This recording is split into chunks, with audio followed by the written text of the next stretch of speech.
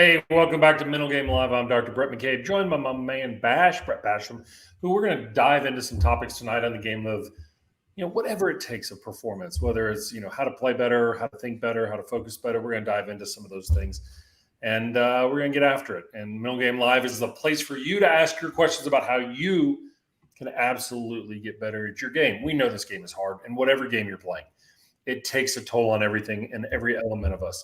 It's hard. There's times that you're out there and you're working and you're striving, you're putting in all the effort, and it's just not returning. It's just not coming back to you. We're going to dive into that in a little bit tonight. So, Bash, what's going on, my man? Just living it, man. Living the dream. How about yourself? Living the dream. I get it. So, anything that caught your eye in the realm of sports this past week?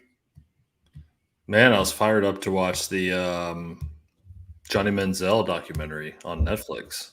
How was it? It was good. It was real good. I was always a fan just because of, him kind of more so in his first year when he kind of came onto the scene, because he was just kind of new in the way and kind of how football's kind of evolved since then. He was playing flag football back then. Yeah, it was absurd, especially in that Alabama game that put him on the map. Yeah, absolutely. What was I haven't watched the whole documentary. I've watched pieces of it. What were the key elements of it? Because the social media influence of it, the social media reaction to it is there's a very strong mental health component associated with it. Mm-hmm. And obviously Johnny Manziel has had some documented issues. I've never evaluated him. I haven't seen any formal diagnoses, so I'm not going to allude to that. However, it's not uncommon in sports to see certain very creative athletes who have a burner mindset like that, who go all in. They burn a very strong candle at both ends. What is it that Johnny Manziel, when you watched that documentary, what was it that you saw that kind of pulled at your heartstrings a little bit, or maybe intellectually made you kind of, ooh, man, something ain't right there? Well, I guess from it, just to summarize it all, he did not know how to handle everything that came at him so quickly. Mm-hmm. No one at Texas A&M knew how to really handle him from a media standpoint, from just the Johnny football persona that got out of control and just kind of spiraled. So when you have a coaching staff like they had, which were trying to still make the name for themselves, they've never had a player that came on the realm like that. And I'll be honest with you, we've never really had Heisman Trophy winners win in their redshirt freshman year. He was the first of an era. I think he may have been the youngest class-wise winner of the Heisman Trophy. And I know that they documented the fact that he couldn't go to class and he couldn't do those kind of things, but he was also – you take a look at that they withdrew or they revoked the Heisman Trophy from Reggie Bush. And here was Johnny Manziel doing more egregious things, and they haven't revoked it yet, right? Mm-hmm. And it was almost Reggie like Bush, Wild West, right? Yeah, with Reggie Bush, it wasn't even Reggie Bush that did anything. It was his family, wasn't it? Yeah. The benefits went straight to the family, but that's neither here nor there. But you look at Johnny Manziel's situation, and when he went to the NFL, he had an absolute dumpster fire of a professional career. And I saw the one clip about him not watching any film. Mm-hmm. The secrets were there. And the question I have, and I get the question a lot from coaches, is how can you ever stand up to a player, a very dynamic player like that, but if you never put up the boundaries around them, they have no chance to have success. The question I have after watching that, if they had put up the boundaries, what would he have done? He would have revolted. Figured out a way around him? 100%. Yeah. I got the sense that, and it's kind of an interesting lead into what we're talking about tonight, which is about practice, right? Is that Johnny Manziel may have wanted the success. He may have wanted the fruits of the labor. But Johnny Manziel did not want to make the investment to be great. And that's the differential many times among great athletes. He got all the fruits and got probably drunk on his own fruit versus doing the work and creating a legacy. He should still be playing in the league today if he had made the right choices. And instead, he allowed the cult of personality of Johnny Manziel, probably infiltrated by some mental health issues, and not putting the right people around him. He's not the first. He won't be the last that we've seen do this. It's just sad to me that nobody could ever get in place. And maybe it was parents, felt out of control at that point. He had a lot of people who were using him. You see it in the boxing world or the fighting world a lot, where people they never can put they're afraid to put the boundaries on somebody because of their talent. And if you go back to the world of Mike Tyson had an older coach by the name of Customato that put those boundaries on him. And when Customato died, that's when he lost all that self-control and that discipline. Mm-hmm. And I wonder if Johnny Manziel had somebody in his life like that versus leveraging what he did for them. If somebody in Johnny Manziel's life could have stood up to him and said, I'm going to speak the truth to you. This is how it needs to go. Maybe, just maybe, would have been all right. I don't know. We'll never know. No, we'll never know.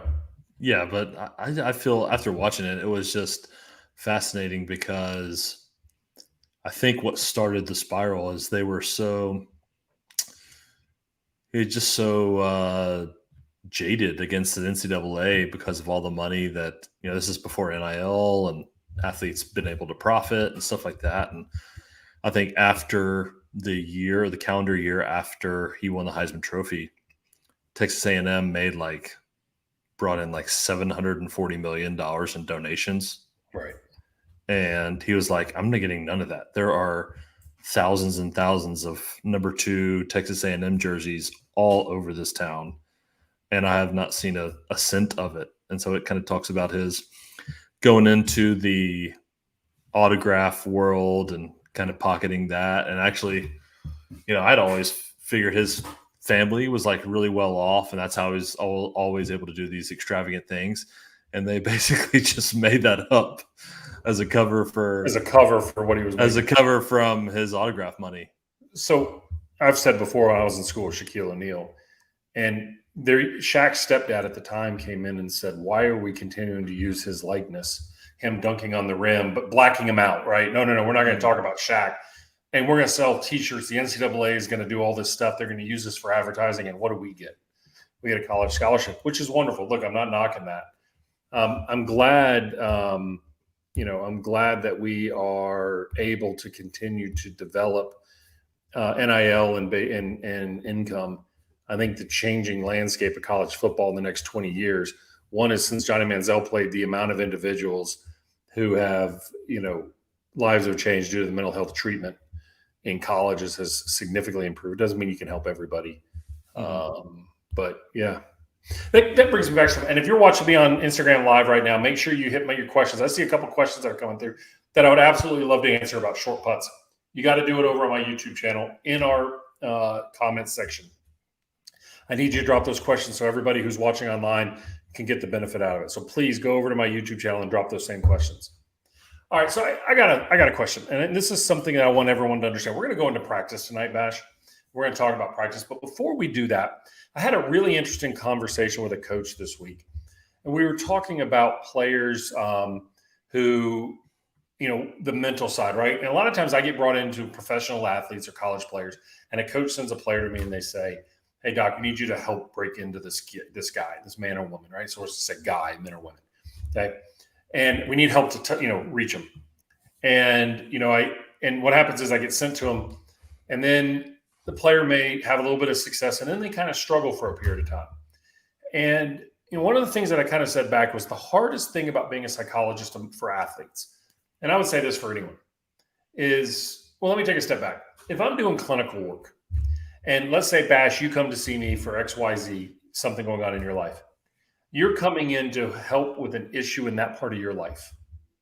And I may schedule a once-a-week appointment to see you, and I'm going to give you everything I have in that week. And I'm going to expect you, I'm going to ask you, I'm going to challenge you to do some work in between that. Then you come back. And I know you're going to live through life and you're going to work through life, and you're going to go through all that and those ups and the downs. And then you're going to come back and we're going to continue to work on it. But in a competitive environment, the time frame is so much faster that I don't have 6 to 8 months to help an athlete get better in a shorter amount of time. And one of the things that I've found is that a lot of times athletes will come in and say, they'll give me the sliver, they'll give me the opening to say, I'm struggling in this area of my game. But the problem is that once they have a little bit of success, the walls start going back up again. Resistance starts rising. They become less vulnerable and they don't open up. And I get it. Like I'd be the same way, because being on the edge, being on that absolute edge of performance requires being out there and being vulnerable, but having to be Superman, to be Superwoman in those moments where you're strong and you don't want to see your kryptonite, right? But what happens is that vulnerability to open up and say, I struggled there, or I'm struggling with coaches' expectations, or I'm struggling with some family issues. I need more help here.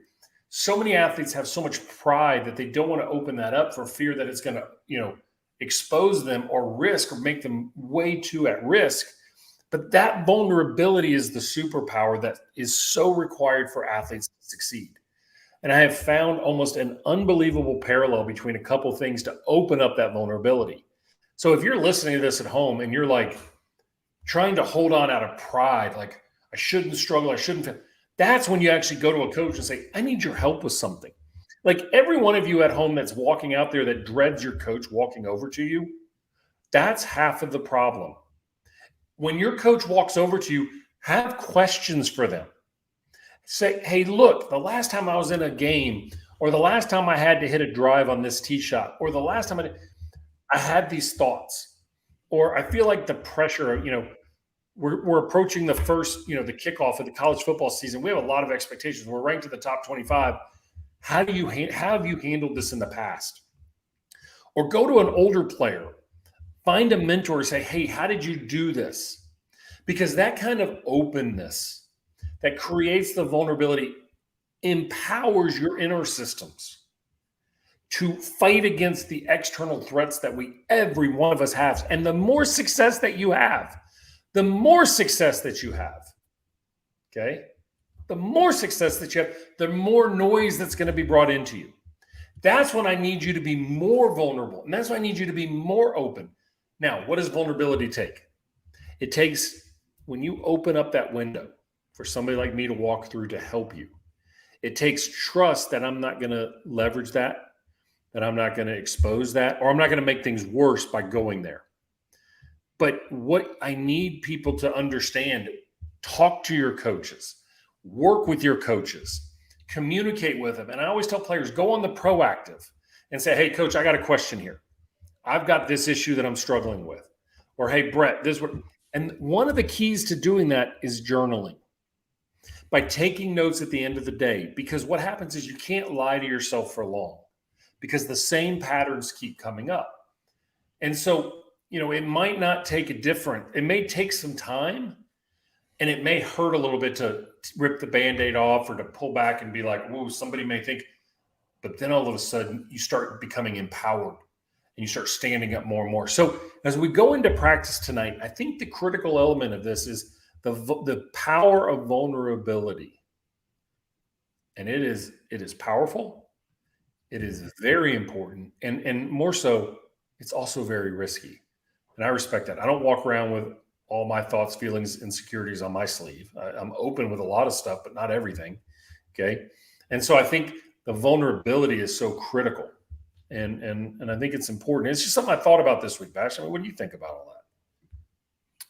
Yeah, I think that's the vulnerability piece is, especially as men, I think we all struggle with that. It's like, I'll figure it out at least for me. I'll figure it out on my own. But at the same time, like there are times where I wish I would have gone back and maybe asked for help, maybe asked, hey, I'm struggling with maybe this concept. I know in a team sport, it may be a little bit different, but I'm struggling with this particular concept.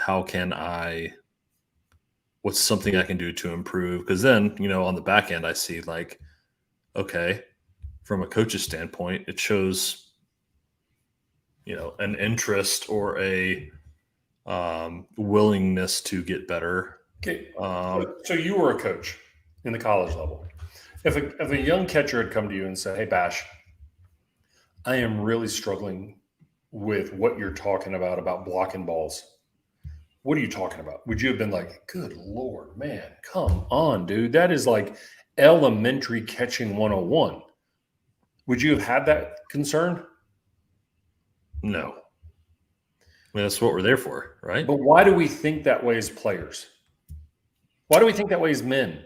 I mean, and I'm answering as a man. I can't answer as a woman. Yeah. So those of you that are on here that I see the questions like Wendy and Teresa and other people who are on here and great supporters of Middle Game Live, we're not answering for women. You need to give us your comments on that. Mm-hmm. But as men, we hold those cards to our chest. Like, I don't want to show you the crack. Like, we know the whole mythological story of Achilles and Achilles' heel, right? Mm-hmm. Okay. But the reality is that's what we live on a daily basis. We've got to be willing to open up in order to be helped. And is it surrendering? Is it accepting that we don't have to be perfect? Is it the fact that we compare ourselves to others and that's why we struggle doing that? I'm not sure. I think for that's I guess a good going question. back to the real quick, somebody just put on Instagram and a good comment and said, maybe it's because the reaction that athlete has gotten before has damaged their willingness to be open. That's a great point. Maybe they've had a bad coaching situation where a coach leveraged them, or sometimes coaches sarcastically pick fun at a comment like that. Like, nobody wants to be the person that raises their hand and asks the stupid question, right? But yet the entire classroom is completely lost. Right. That's a tough situation because, one, I think you don't get any sort of recognition or whatever for having I will say, courage to ask the question. And I was always the one in the back of the room that was like, God, I hope somebody asked that because I don't really want to. But yeah, shame on coaches for doing, if that. But is it a shame on coaching, or is it the fact that there's an old saying, like, the better the player, the worse they become as a coach? Like, Michael Jordan said, he made a comment one time, is, "I'll never coach because I don't understand why people can't do what I do." And I'll work with some of the best athletes in the world, right? And sometimes they do things that are just superhuman. They really do. Okay. But yet I saw one of the coolest interactions. I'm going to post it one day. I got to talk to Billy about it. But we were at Sawgrass in the practice round. We were left at one of the greens, and one of my other young tour players, Eric Barnes, who's been out this year with an injury, but he was over there, and he and Paul Azinger walked up, who's obviously a major champion, and he was broadcasting. They're all kind of buds, and they were talking, and the ball was sitting up on the rough. And Eric said, "How do you hit this?" And Azinger comes over. And it was funny because Azinger took the wedge and he bladed it, and I caught it like right before it squared me up. And I was like, thank God for my baseball years. But we were just having a relaxed one. And Eric did something very smart. Is he looked to Billy and said, "How do you hit this shot?" And I took out my phone and started recording it. And it was outstanding. Because one is, Billy has always prided himself as a grinder, so he's always learning and he's always teaching. So he doesn't see himself as, I should know that answer. He's the one that's going to ask that question. But, it's one of those things, as the ball was sitting up, he's hitting shots, and Eric's like, "Oh my God, that's unbelievable." And I was like, I need to put this out there because I know there are people out there who's like, I can't hit this shot. And here was a guy that was just so succinctly teaching it because, he'd figured it out on his own, like trial and error. And I thought it was wonderful. It kind of goes back to, this is maybe slightly different, but this is what jogged my memory when you started bringing that up, is on those, I'll watch a lot of YouTube to get better at, what we do. And a lot of those tailor-made little snippets of content they put out, and the one where Scotty Scheffler was sitting there hitting balls on the range with Tiger and talking to Tiger about why he doesn't take a divot. And he's like, Scotty just looked absolutely dumbfounded. It's like, well, why don't you take a divot? Yeah. It just just picking his brain, and then but Tiger, like, I think, kind of opened up, and at least like, I just never needed to. Like, just don't take it. I just don't. And it's funny is I have a major league hitter who is around Barry Bonds on occasion, and he's like, I finally just started asking Barry Bonds questions. I'm like, why wouldn't you? What, dude? First thing, One of the best hitters of all time. Take away the ever. PEDs, okay? He still would have been one of the best hitters to ever play Major League Baseball. You still have to put the bat on the baseball. Unbelievably. And he started, and it was like, he said, you have to take Barry Bonds' approach with a little bit of caution because he's so frank and so honest. Mhm. Like, it literally for him, it's hard for him to understand why you don't see it that way. Sure. Okay. But we have to be vulnerable. And Wendy put a great comment. Daring Greatly is a book that totally explains vulnerability, correct? And it's from Dr. Brene Brown, who wrote many of her books kind of with a female lens and projection. And I'm like, every man out there should read her books. So don't think it's women's mental health. So No, she's good. Man up and read her books, please. But it is true. I mean, we have to be vulnerable. In order to improve in the things that we do, we must be open to the improvement. I think so much we talk about validation, we talk about proving way so much that the reality of the fact is that many times that need for validation puts the walls up around us because we're hoping to see proof versus pushing through and finding the proof that's there. And the question is it a learning or a lesson? The lesson tells us you should do these things better in order to have deeper learning. Sometimes we're at the learning phase where now we're starting to learn the lesson. And I think it's a little bit of a mix there. And I think we have to be understanding. And I think maybe those coaches that are out there will maybe agree or disagree, which is great. But, you know, I wonder if our young generation is not as vulnerable as we've had in the past because they feel like the need to perform at a certain level is so high and those standards and expectations are so high that the vulnerability is lower. Maybe. So. Any other thoughts about vulnerability?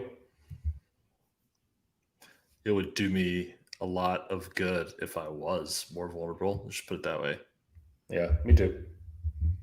I think I always saw it as a player, and as no generationally, it's you know, people respond to different things, but I always saw it as kind of the typical.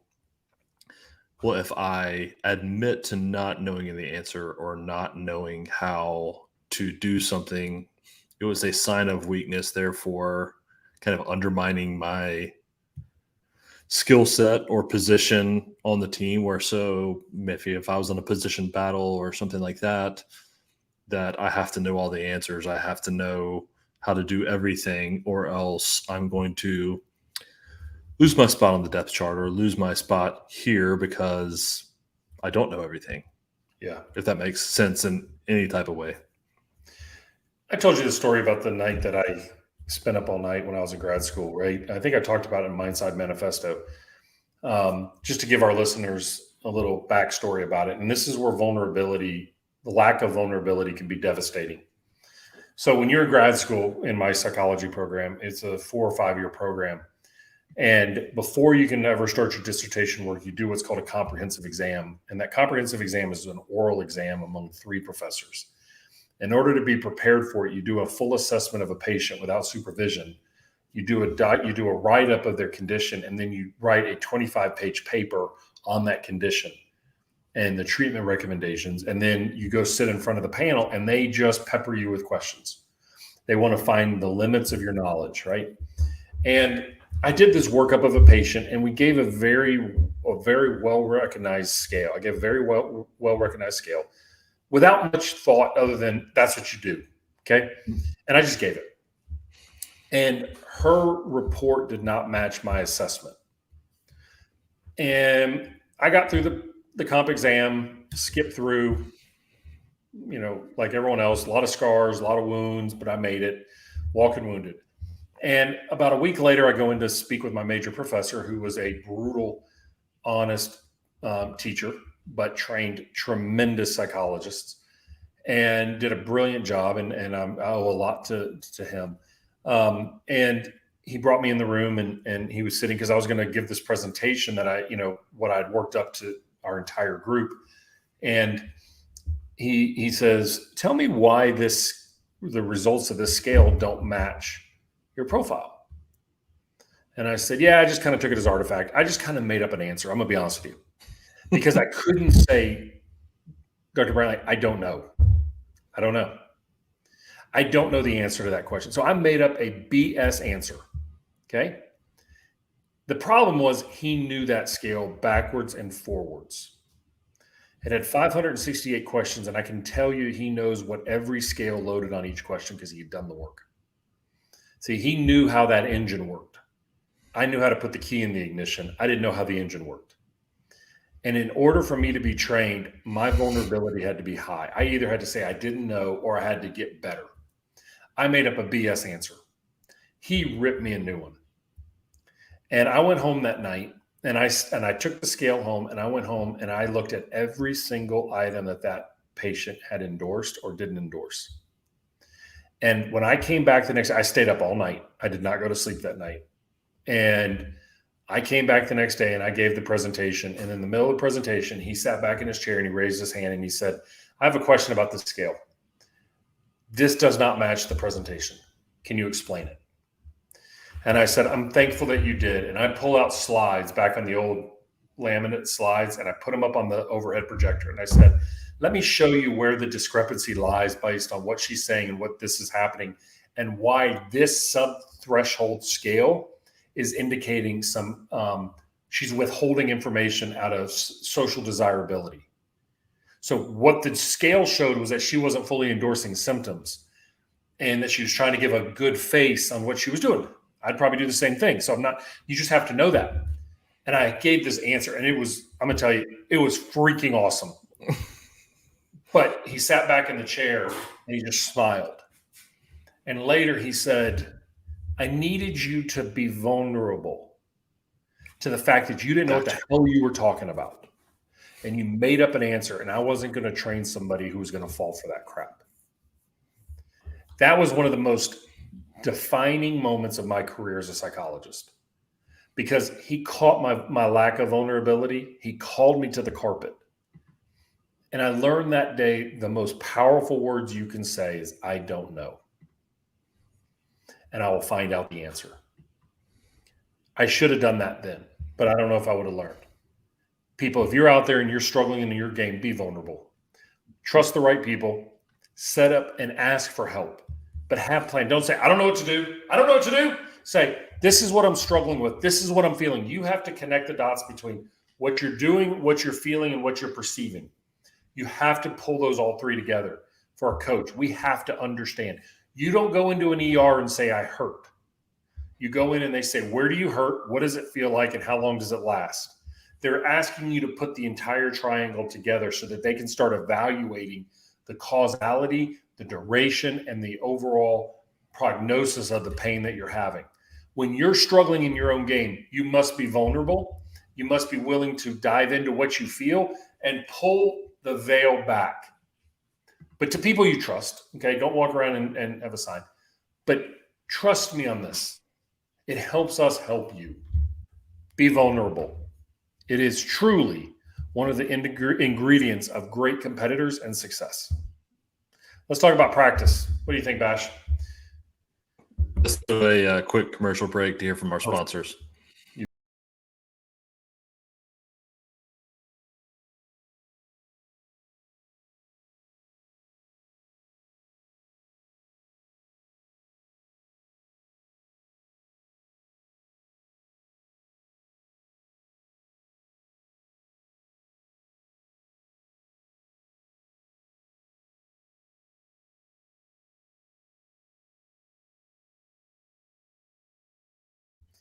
All right, so practice.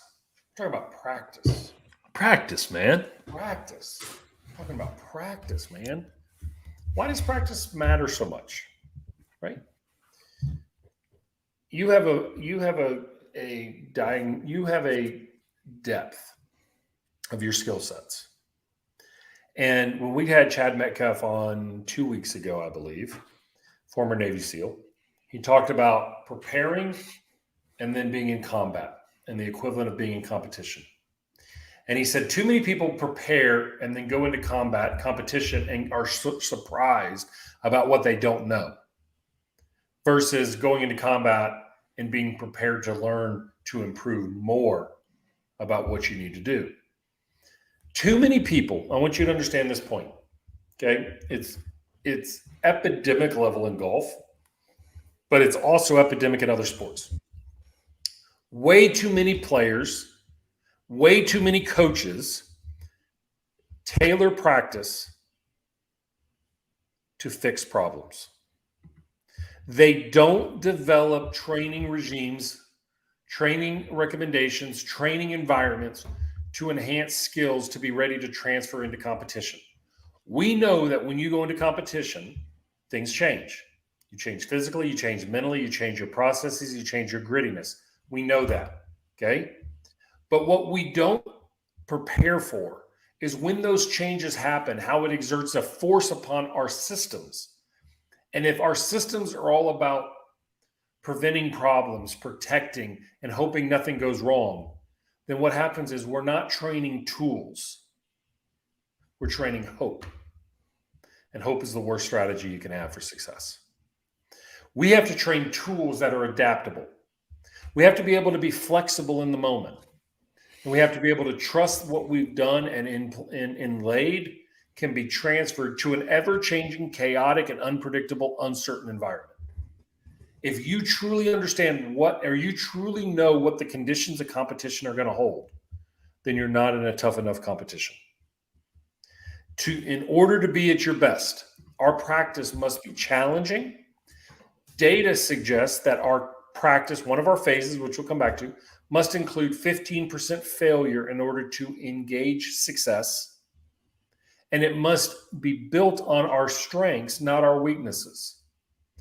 And I'm not a learning theory specialist. I'm not a motor learning specialist. I'm talking from the psychological standpoint. If you train your brain to prevent mistakes from happening, you enter competition on your heels. You enter fearful, anxious, protective, and your thoughts and volume of thoughts become magnified. But if you walk into competition and say, I am prepared for anything, I am ready to compete, I am ready to go, I'm ready to find a way to work through whatever I don't know, but I can trust my systems and tools. Now we've built practice that prepares us. It takes practice and takes it to preparation in order to be in a training environment. But if we're going out there and always fixing problems, then all you're ever going to see are problems. And you're never going to see the strengths that you have. Basham, what was the ways that you liked to practice as a catcher? As far as, well, and I mean, give me an example. You're a hitter. You guys hit, okay. Yeah. But when you took batting practice, did that prepare you for game-like situations? No. If I gave you a blank slate and said prepare hitters right now, how would you do it? Let's go back to catching. I was not a good hitter. Let's go back to catching. Game-like preparation. How? And I mean, how can you simulate a game? I'm talking about the skills within the game. You can't simulate a game unless you, from baseball perspective, I know where you're going with this, so I'm going to try to answer it. The best you can do in baseball, I think, is obviously with an inter squad type of situation. Mm-hmm. That's the closest to a game situation you can get. As far as like developing the skills, there are things you can do to mimic what a game would look like. Like, for instance, if I was doing receiving drills, then I would crank the pitching machine up and I would have it throw as hard as I can, and I would get as close to the pitching machine to train my eyes and my hand for velocity. Okay. Then 95 looks like 85 or 75 because I've trained myself. But as far as just there's no way that I could simulate the pressure I felt during a game, because practice was super easy for me. Catching bullpens against guys that are still pitching in the big leagues right now, super easy for me. However, that added pressure of the game situation can never replicate that. To an extent, you could in an inter squad, but not the same. And Wendy put up a comment that Dr. Will Wu, who's a learning specialist and motor learning specialist, said that in order to create pressure, it has to be time limited or limited number of reps. Absolutely. And we have to have our butt on the fire at some point in order to make the urgency there. My freshman year, I was redshirting, and we were preparing for the national championship. We were midway through the SEC season, and coach came to me and said, "You're going to throw a simulated inter squad." I've been throwing a ton of batting practice. I'm like, all right, whatever. And I didn't know at the time what it was training me to do, but every batter came to the plate with a different count. Some guys started 1-2, 3-0, 2-0, different runners on different positions. And I thought I was just throwing batting practice. I didn't learn till afterwards. And it was actually a couple weeks later when coach came back and we were just having a conversation in one of my review meetings. He's like, that was a training ground for you because I needed to simulate pressure for you. And in order to get you to simulate some pressure, I had to create scenarios. Now, it was also important, but the reason why is that failure must be an option in the way we practice. There's times to practice technique, and there's times to practice our competitive mindset and our execution, which we're going to go into the periodization in a minute. But if you don't have failure as an option, whether it's due to time, not enough reps, public scorn, people making fun of you on your team, losing a bet, the old, inter squads where the winners get steak, the losers get franken beans or have to run. I've been a part of those. I've been on those. Those things are critical, right? And so you have to understand that in order to improve, we must simulate the risk to the highest level we possibly can. Because when you go out to compete, we have to take the ropes off. And now we're truly vulnerable. We can't simulate that vulnerability, though, in competition. It's impossible. It's impossible. Let's go into that periodization slide. So the way that I look at it, and as I want you to understand, is that there are two major elements here psychologically, not motor learning guy, okay? Psychologically that I want you to go through. The first phase is like your early work.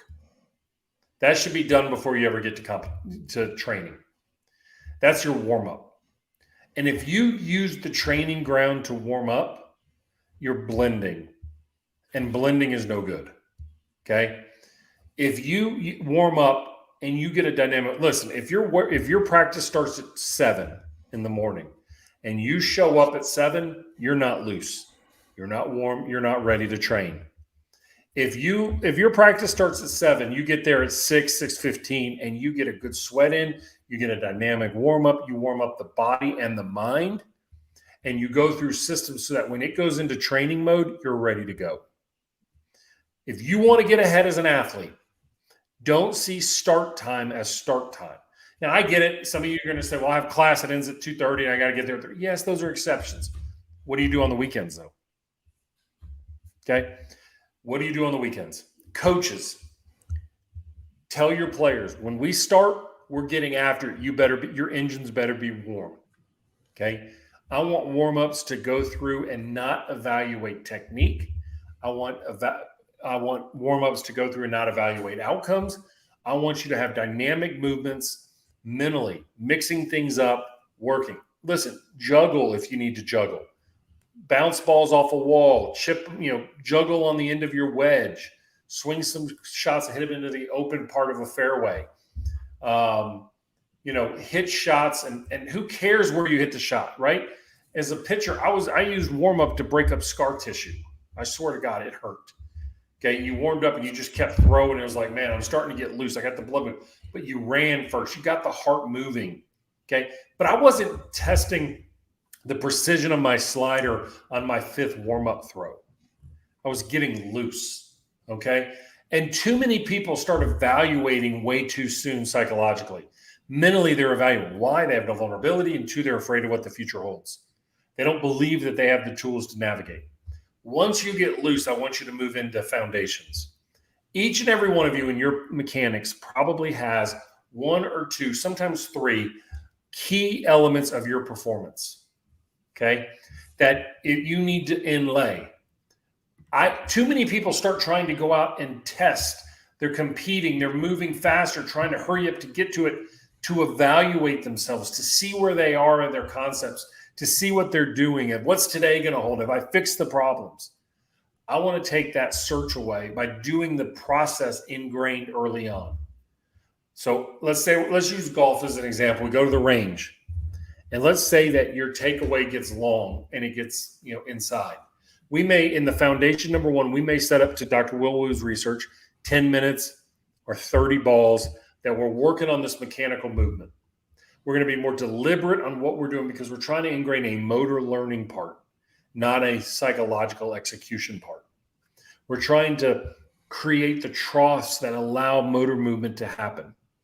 Okay. So I want to take the proactive search away and focus our mind on doing it.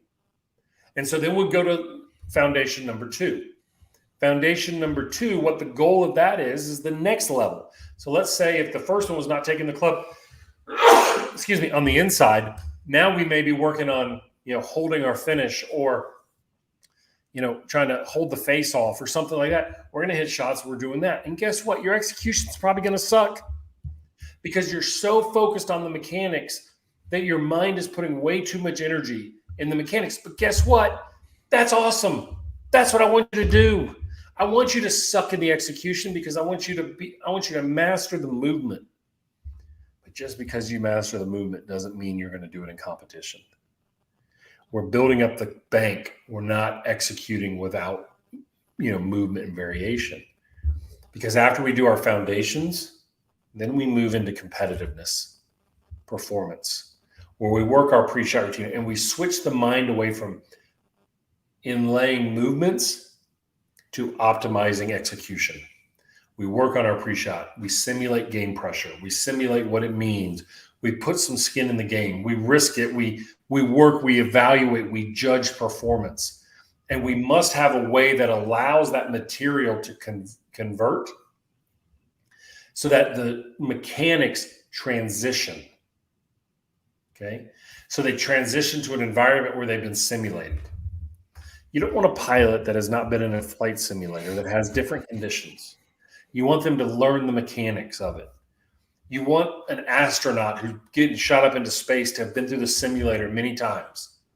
But we also know that once you get in, probably get into space for the first time, it does feel a little bit different, right?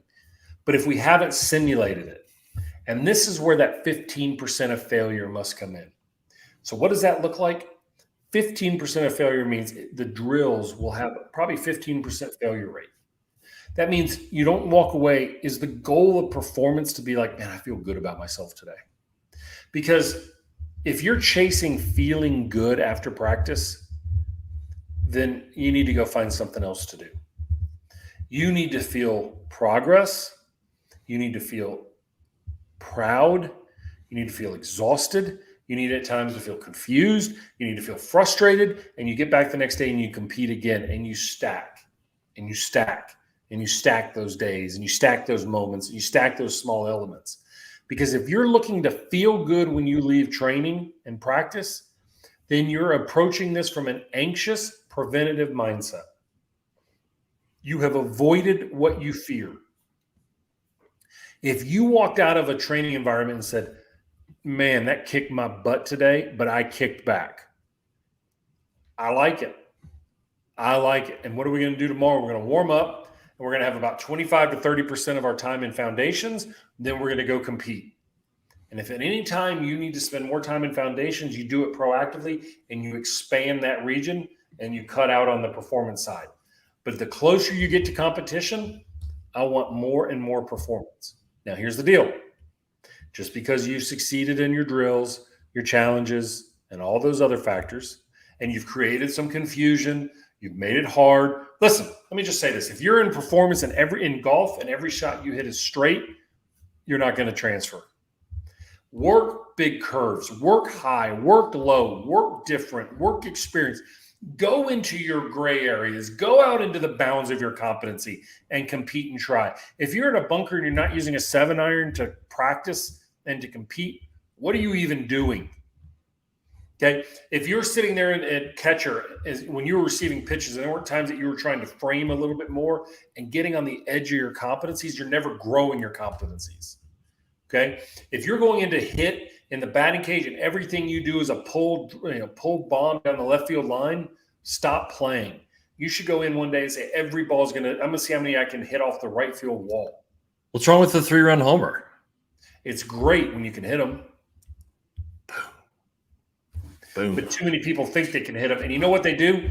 They train like crap, and then they say, if I just get the right opportunity, if I just get the right moment, the right chance, you ain't earned it. Not going to be ready. Yeah.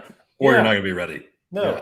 I can tell you going out to football practice, I can tell you about those really competitive environments. Competition carries. Competition carries forward. The competitors, the elite competitors, the instincts get trained when they get in the bigger moments. Yes, they feel different. Yes, they move different, but they perform at a level that transfers. You don't go from A to Z. You go from Y to Z. And too many of us in practice are trying to go from A to Z. If you have a better system in your practice, you're creating confusion, frustration, and all that other stuff, and you're competing, awesome. Now, here's the deal, okay? There are sports where coaches create your practice schedule. If you're in golf, you've eventually got to learn how to do it yourself. And trial and error is the way you do it in golf. You hit weird shots, funny shots.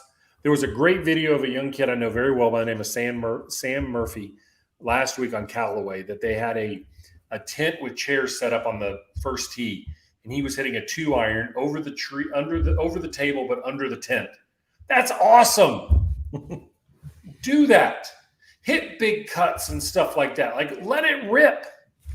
And then when you go to compete, you're not trying to prove that your training worked. You're looking at the tools that you have that are sharp enough to compete. And we get after it. That's how you practice. And psychologically, that's how you get yourself ready through your preparation for the uncertainty of competition. What questions you got for me, Bash? I know you got some. I know you love practice. Question and a comment. Okay. Go with the comment first, and it goes back to more so probably in the foundations phase. Because this would easily, obviously, transfer between baseball and golf as you're working on swing feels, things like that. And playing and coaching, I heard this, but like people learning to do different things, whether it's a lot of people can't hit the ball the other way. So if you're a right-handed hitter, struggle hitting the ball to right field, and vice versa for left-handed hitters. So there's a different swing feel, or they do put their hands in a different position to start, or they, whatever that may be. And the first time to do it, they're like, oh, that feels really uncomfortable. I don't like it. Yep. Of course it's going to feel uncomfortable. Like it's the first time you've ever done it, and you're not getting the results with what feels comfortable. So like I used to always, do you hear that right now? Yeah. Or have you heard it? Like, well, it goes back to the concept we had at the beginning, vulnerability, right? The alternative vulnerability is being closed off and stubborn. And the reason we're stubborn is we're afraid to open up to the what if and the potential of risk. So we become very restrictive. We become very rigid in our thinking, and we want to feel good in order to progress. But true learning requires frustration and confusion. And you must have those two. You must have feelings of being lost. Okay. And so I want you to understand that that moment of feeling lost sometimes is where you have to immerse yourself in it and say, okay, what can I do with what I feel right now? What am I trying to do? I'm trying to learn a new skill. I'm trying to challenge myself. But challenge does not equate completion all the time. And if a challenge equates completion, it's not a challenge. A challenge should stretch us beyond our capabilities. And it should stretch our capacity to compete. And if we don't have both of those elements in there, then it's not hard enough. Okay, the 15% theory, right, is that if it's too easy, we don't grow because we never expand our skill sets. If it's too hard, we break ourselves down too much. That's why I want if you have a drill that's really hard, like I tell college coaches, don't be afraid of a leaderboard in your locker room on individual drills. Because if a player shows up every day and they see themselves in dead last and they're not trying to figure out how to improve, then we've already got the answer. Okay. Now, if somebody simply can't do it, like I was never going to win a 40-yard dash. Okay. But I could try to improve my time. So you have to, as a coach, you have to push some of those like that. Okay. Speaking of 40-yard dashes, the most demoralizing thing that I ever experienced was I ran a 60-yard dash at a showcase in high school against the number 1 overall pick in that next summer's draft. He beat me by a second and a half. Yeah.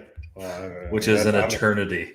I'm impressed it was a second and a half. I mean, it could have been a lot worse if it was me. An eternity. Yeah. I mean, I think but you look at it and you're like, tip my cap, I'm not playing center field. What position did they play? He's a shortstop. Justin Upton. Yeah. Is he still in the league? Yes. Who is it? Justin Upton. Yeah. Pretty good. Okay. And then my second question was then from a just performance improvement standpoint, do you think that I hate to say this generation because it's talked about ad nauseum, but they're used to getting things more quickly, seeing results more quickly, the microwave rather than the crock pot type of generation. So do you think that they struggle with this based on wanting to see results more quickly, or have they adapted to it? I think we've lied to them to tell them that the standards of success are much faster than they really are. Right. Okay. And so as a result, what happens is we give them standards. Like, well, Tiger Woods did this. Who gives a shit what Tiger Woods did? Okay. Seriously, who cares? I'll say this. Golf has to stop using Ben Hogan and Tiger Woods as the freaking standard of everything. Baseball teams don't go, well, Babe Ruth did this. They don't do that. Okay? You make fun of me all the time because you're like, nobody knows who Greg Maddux and Nolan Ryan are. Not in this generation. Yeah. Okay? And so what happens is we've created these unrealistic standards based on Instagram, social media, the highlight games, all the other things that go with it. And what we're doing is we're not allowing people to develop their skill sets and realize that Justin Upton is a shortstop, center fielder, and a 15-year major leaguer.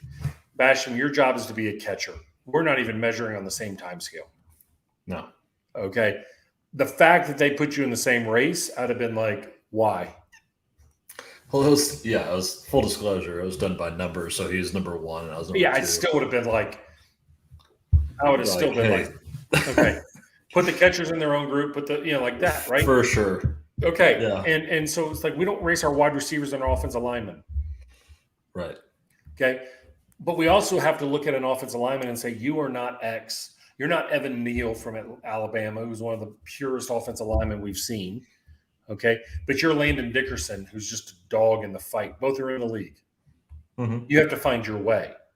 And so what happens is when we use those standards, which is the basis of the book Kick Anxiety's Ass, which is coming, okay, those standards and expectations are creating undue pressure and influence that don't allow people to grow because they feel like they have to be perfect on arrival. That's the problem. So what happens is practice gets hijacked in order to match with something. But the problem is when I'm trying to match what somebody else is doing, I'm matching on their last experience, not their next.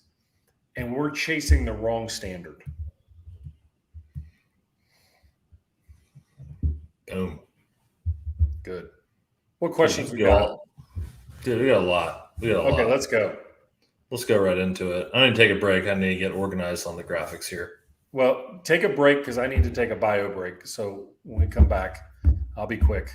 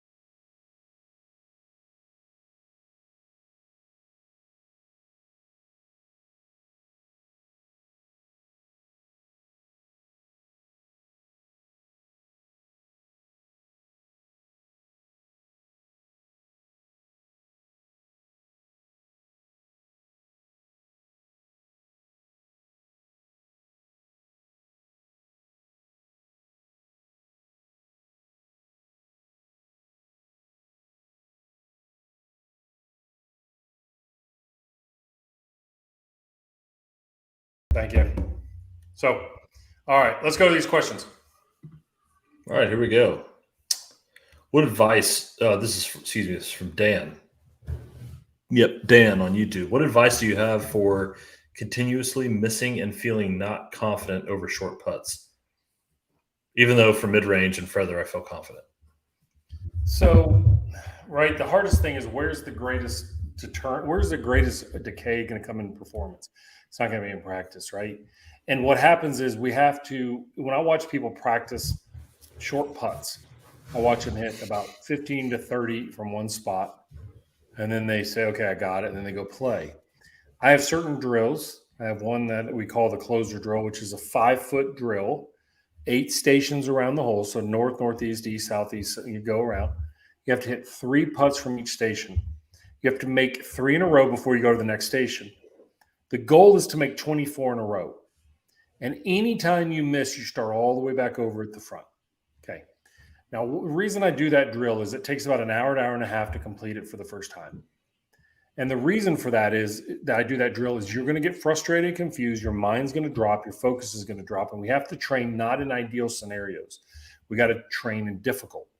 And we got to find how to flip the mind from, God, I got to number 21 and I failed. And then I've missed 4 in a row in the beginning again. And that self-talk and how to work into where do I want the ball to enter? How do I want it to do? And then there's a letting go that has to happen. And this is important. If we don't let go the outcome, we start controlling it. Why? Because consequences rise and control drops. And as a result, what happens is we start trying to control more of our actions because anxiety is picking up. The fear of missing is picking up. So we try to control our stroke or all that. You've got to let go. And so if you're struggling with making short putts, okay, and you're struggling and seeing the the continuous problem there, I challenge you to step up and do some training around the hole more consistently. But when you get into competition, is like, I've done the work, make the best pass at it I possibly can. If it goes in, it goes in. If it doesn't, it doesn't. Because at that point, you must let go and relinquish that control. Why are golfers resistant to writing down a practice plan? I see good players showing up to practice without a plan and they regress to ball beaters. Because hitting balls and practicing golf is actually fun. There's not many other sports that have fun practice. So they revert to that, and then they also go and it's the way it's always been done. Well, golfers are the worst practicers in the history of all sports. Golfers are the worst practicers in the history of all athletes. Sorry if I offend you, but you practice to fix problems. You don't put yourself out in the uncomfortable areas. And as a result, you leave every day feeling accomplished, but you've done nothing. Practice must be hard. It must be challenging. It must be vulnerable. It must be kicking you in the shins in order to get better. And in those moments of fear, frustration, doubt, there is confidence that's building. So why don't they write down a practice plan? Because it demands accountability. And too often, nobody wants to go into the gym and hold themselves accountable to push harder unless there's a coach there that pushes them. That's just the truth. You're working with an athlete who in competition has had experiences of yips or severe performance issues and anxieties and tensions and doubt that comes with that. Any training and game advice? Yeah. So the last 2 weeks, Lucas Glover has won on the PGA Tour. And I was around Lucas for a little while, a couple of years ago, and helped him out with his yips. He did well. And then he made a change this year. He's gone through a couple other performance coaches after me. And now he's working with Jason Kuhn, who's a former Navy SEAL, who has a Yips system that appears to be really good. It's very similar to what I teach, and I give him a lot of credit for it. He's just cooler than I am because he's a Navy SEAL. And he worked with Tyler Mastick at the Atlanta Braves and helped him through the throwing yips. So I endorse Jason. I'd love to get him on here one night. I need to reach out to him and do that. But a lot of time, what he does and what I teach are very similar, is that we take our intentional energy and we put it towards something purposeful versus something preventative. So when somebody has the yips or a lot of performance anxiety, I want them to face the what if. What if this happens and what are you going to do? not the actual prevention of it happens. So I want to put it on the table. Hey, if you're out there in the third hole and you start feeling like you're about to puke or you're scared or your hands are shaking, what are we going to do? You know what? We're going to squeeze the living hell out of our hands, and then we're going to release them. Or we're going to do some deep knee squats, or we're going to take some fast practice swings. And, when we go up to a putt that we're afraid of missing, I had the chipping yips for a period of time. I got my mechanics better, and then I was like, you know what? Screw it. Let's hit the best chip I can here. What are they going to do? Laugh? But most people are so afraid of their own miseries that they don't really focus on us. So I try to reframe the scenario and give them something intentional. And Laura, I would tell you to go to episode 3 of Mental Game Live on an entire session on the Yips. In golf, does it come this one's a little confusing, so Tom, help me out here if I'm not getting the question right. In golf, does it come down to knowing or understanding how to get the ball into the hole? Well, golf at the end of the day is getting it in the hole with what you got. That's a skill. Okay, that is not easy to do. And if you could recruit that or teach that, that's wonderful. Great tour players, if you go out and watch the tour, yes, we can be mesmerized at some of their epic shots. They get the ball in the hole. But that's the same thing I look at when I watch a starting pitcher. How a pitcher can struggle early in a game and find a rhythm midway through a game and still get 7 innings out of their arm. That's superpower. If we're measuring our best against other people's best, the game's not fun. The game has to be measured based on when we don't have our best and what we get out of it. And so as coaches, if we constantly self-correct, I put up a tweet about 6 months ago that got a little bit of fire back. And I said, coaches, if you're constantly correcting your players, you're not coaching them. Let them self-correct. Teach them and then pull them off to the side and say, go out there and do 5 or 10 reps of it. I'm not going to correct you after every wrong rep. Sometimes players need to figure it out on their own. But too often as coaches, particularly in golf, it's like, do this, do this, do this. So what happens when a player struggles or in a game, they look back like, what did you tell me? Okay. My coach's answer was find it, figure it out. Right? FIO. Chad Metcalf talked about it. Navy SEALs, figure it out. Find a way. Figure it out. Come on, fight through this now. We had to learn how to self-correct on the mound before we ever got to pitch in competition. Because he said, I don't have time to get somebody warmed up while you walk the effing bases loaded. Okay? So that's true. And too often people get lost and they're like, I don't know what to do. Because we're training technicians and not practitioners. Coaches, we have to be better to train practitioners. Hey, you're hitting it thin. Hey, you're not shooting real well. Guess what? Find a way.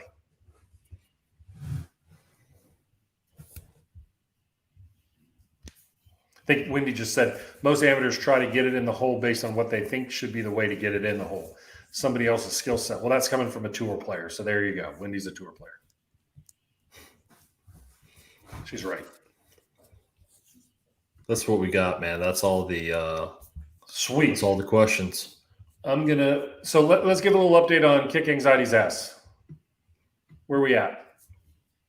We are finishing the formatting of the book tomorrow. Nice. We are also finishing up the back cover.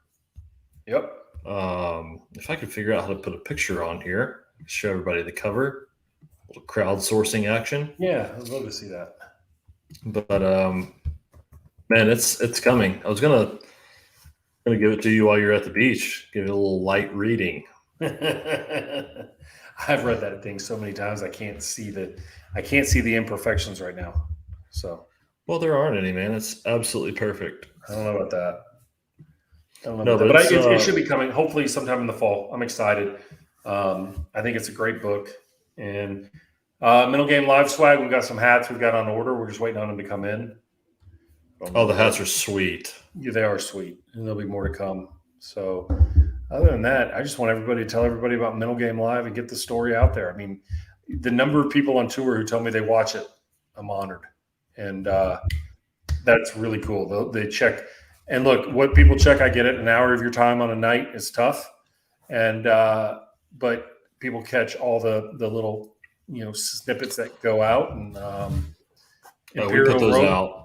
JJ wants an Imperial rope hat. Next cut, JJ. That's the next wave. Yeah. I've got to call my good buddy Nick Gillum with Imperial. I saw him out on tour this week, and I didn't even think about it until I saw him. So I'm going to call Nick, who's with Imperial. Do we like rope hats? Rope hats. I love rope hats. What's the style of hat everyone wants? You can never go wrong with a rope hat. I used to wear them when I was in college. I had a hat that was my go-to with jeans and cowboy boots and a shirt every single night we went out. And if anyone says they want a trucker hat, they are forever blocked from watching Middle Game Live. I like trucker hats. No trucker hats. There's no place for that. No place for trucker hats on Middle Game Live. What's up, Evan? Hope you're doing well. Joining me on Instagram Live. Par Train, he's going to come in and visit me in a couple weeks down here in Birmingham. We're going to do some filming with the Par Train. Guys, we just had our good buddies from Foreplay back in. And so more and more stuff's coming. So, guys, we look forward to have everybody checking us out. Make sure you check us out on Middle Game Live. Next week, I think, is on Tuesday night, right? Because I'll be coming back. Am I right? Yes. Tuesday night, because I'm going to be out of town till Sunday, and then I go out of town on Monday. So, yeah, Bash, what's the bird on that hat? Hold on. Sorry, I put the wrong date up. My apologies. That's the first time. This is a Waggle Golf. Okay. I got hit with a Instagram ad. So there's two that I wanted. There's the bird. This is channeling my inner birdie. Gotcha. And because the color scheme ironically matches the show. So it's my show hat until those Middle Game Live hats come in. Shout out Middle Game Live hats. And then there's one that's got 3 like evergreen trees and then a ball like right there. And I will probably wear it when I go play golf because that's probably where I hit all my shots from. So wow. We got to get better. So let's go. Well, listen, we will see all you guys on Tuesday night, and that would be the 22nd. So 22nd. Sorry, I put the wrong date up there, guys. 22nd. Close to college football season. Let's go. We'll talk soon, y'all. Thank you. Thank you, guys.